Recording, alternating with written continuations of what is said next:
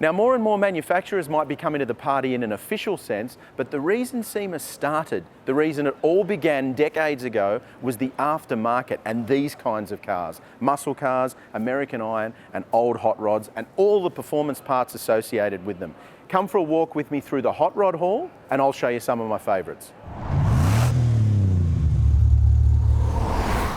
Probably the last car you'd expect to find in the muscle car hall at SEMA is this. A classic Mercedes-Benz 300 SL Gullwing. I mean, these are $1 million cars. They're big, big money cars. So you have to have huge, well, balls to modify one like this. Not only has it been lowered and there's a whole bunch of fabrication work, it's got a V8 engine in it as well. It's been hugely controversial, but for me, this is absolutely one of the stars of the show. Built by renowned custom car builder Dave Kindig in Utah, I think this thing is absolutely spectacular. I reckon if you're into hot rods and muscle cars, everybody has seen this crazy old F-Truck. You've probably seen it on Hoonigan's videos, doing a burnout somewhere. Check out the size of the turbos. They are absolutely enormous. This thing is fully fabricated. It's done all kinds of things, Pikes Peak. In fact, I think it was squashed at Pikes Peak and the whole front end of it was beat up. But the work that has been done to this thing is unbelievable. And the fact that somebody's been crazy enough to do this with an old work truck, it's out of this world. I absolutely love these old Volvos, but normally they have a badge there that says 122S. You notice that one says 122C. Why? Well, if I asked you about a good application for a Cummins diesel, you probably wouldn't say a classic Volvo, and yet under there's a 2.8 litre diesel engine. And this car shows really at SEMA, I mean, it's beautifully built, obviously, the finish is amazing, and even the engine bay looks incredible. But this car goes to show that here at SEMA, absolutely anything goes. I've been coming to SEMA for 12 years now. I first came here in 2006. And one thing I've noticed that's really changed in the last few years is the presence of these kinds of cars, real legendary JDM cars like the Z.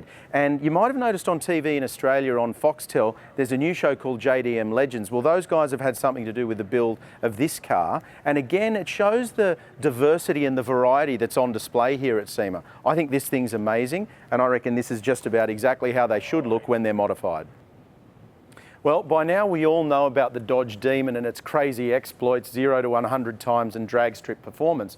But thanks to the Jet Performance Products booth, we know that someone looked at one and thought, you know what, it's not quite quick enough. And as you can see by this carbon fibre laced thing, we now have an even faster Dodge Demon. And as you can see down there, world's fastest and quickest, driven by drag racer Leah Pritchett to an 8.7 second quarter mile. That is staggering performance from what is still basically a street car. Absolutely unbelievable.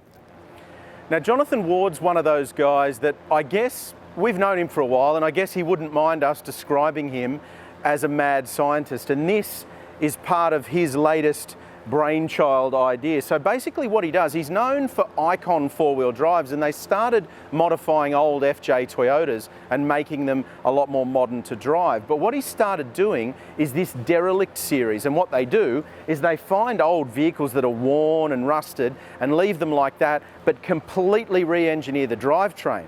And the reason this one stands out, because he's done a few, this has electric power. So I've stolen this so you can have a look at the engine bay properly, but some of the work they've done, it's a 49 Mercury, some of the work they've done, it's got Brembo brakes, electric rack and pinion power steering, electric AC, it's got 120 mile an hour top range, so 200 kilometers an hour.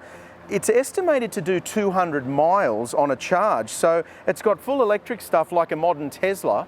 I've not been a huge fan of this move to electric power because I'm a bit of a traditionalist, but if this is how it's going to look, I reckon I might be converted.